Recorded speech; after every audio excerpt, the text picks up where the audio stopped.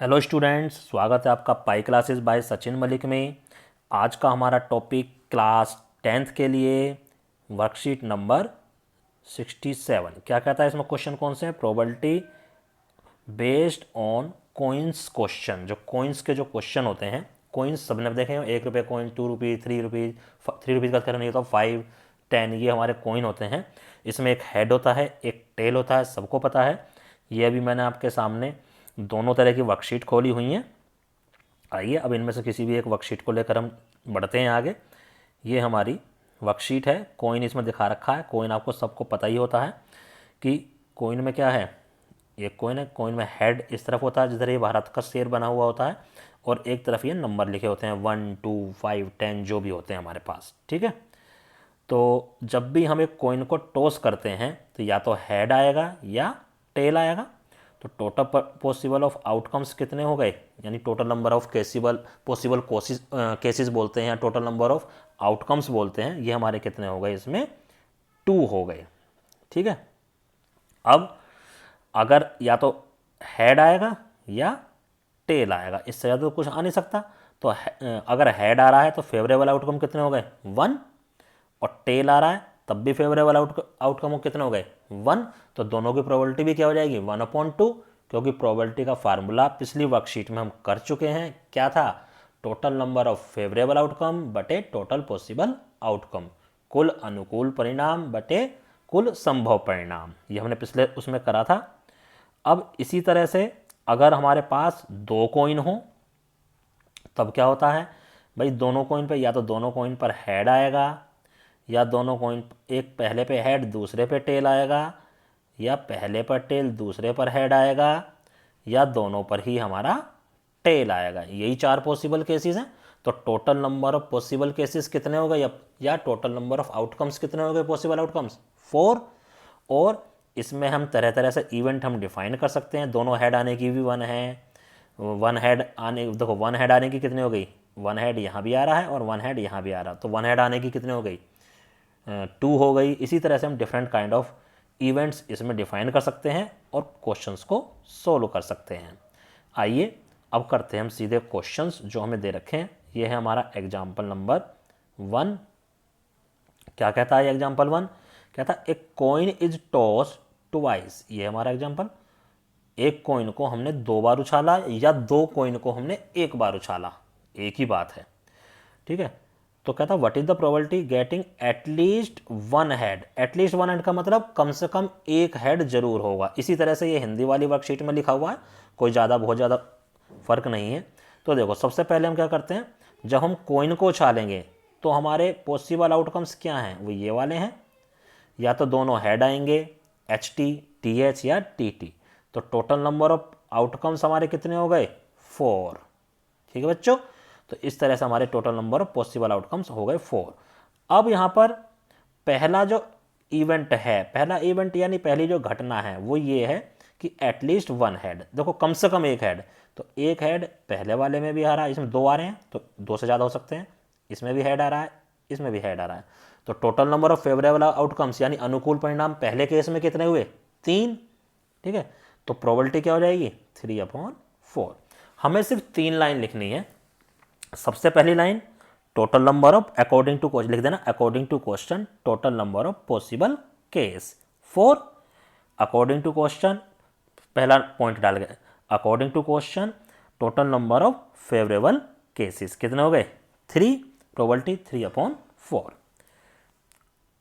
अब second question में चलो, कहता है द सेम फेस।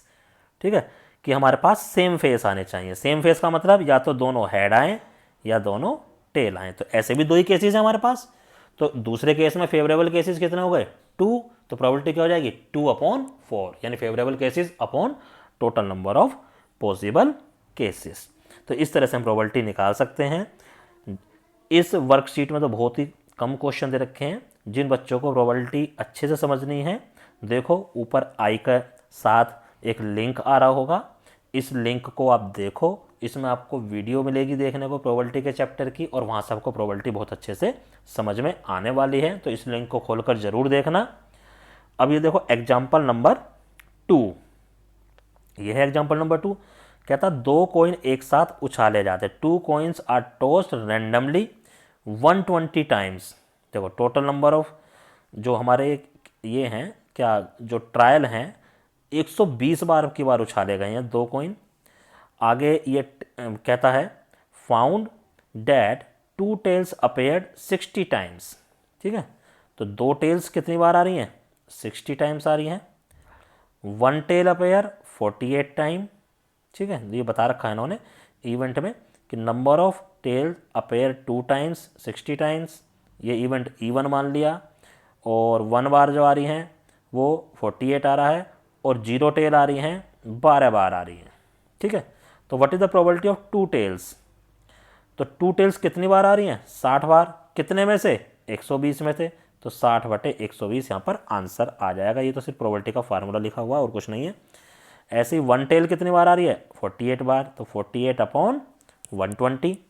ऐसे E3 हो गया 12/120, क्योंकि इसका जो फेवरेबल केसेस था वो 12 हमें ऊपर दे रखा है। इसको आपने या तो पॉइंट में निकाल लो या इन्हीं फ्रैक्शंस को मिनिमाइज करके लिख सकते हैं और वही हमारा आंसर आ जाएगा। देखो 3 केसेस थे, इन तीनों केसेस को बाद में ऐड करके भी आप दे सकते हो, 1 आएगा हमेशा। तो एक जो हमारा रैंडम एक्सपेरिमेंट होता है उसके जितने भी पॉसिबल हमारे आउटकम्स दे दिए जाते हैं या जिसमें जितने भी पॉसिबल उसमें इवेंट दे दिए जाते हैं, अगर हम अलग अलग इवेंट की प्रोबेबिलिटी निकालेंगे और उनको ऐड करेंगे तो हमारा 1 आता है। ये मैंने फर्स्ट जो प्रोबेबिलिटी की वर्कशीट थी उसमें भी मैंने आपको बताया था। चलिए अब जो क्वेश्चन दे रखे हैं हमें ट्राई योरसेल्फ में 2 क्वेश्चन दे रखे हैं। कहता एक कॉइन इज टॉस्ड 500 टाइम्स, तो टोटल पॉसिबल केसेस कितने हो गए 500।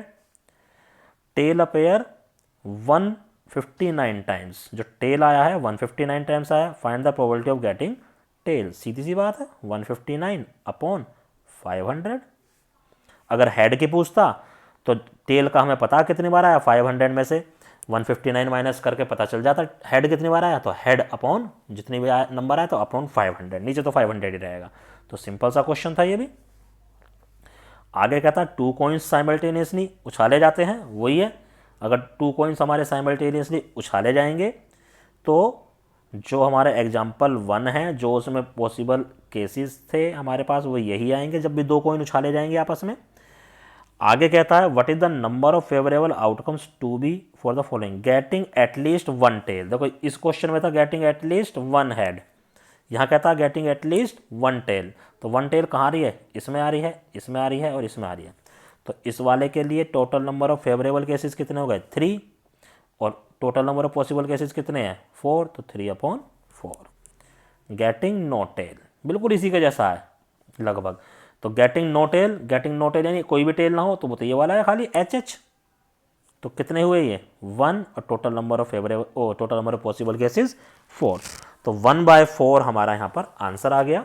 लिखने के लिए वही 3 लाइन आपको लिखनी है कि total number of possible outcomes, total number of favourable outcomes और प्रोबेबिलिटी। ऐसी हमारा हिंदी वाले में होता है कि कुल संभावित परिणाम, कुल अनुकूल परिणाम, और प्रायिकता निकाल दोगे कुल अनुकूल परिणाम बटे संभावित परिणाम। इसी टाइप से हिंदी वाले बच्चे भी हमारे कर लेंगे। और ये वर्कशीट इस प्रकार से हमारी कंप्लीट होती है।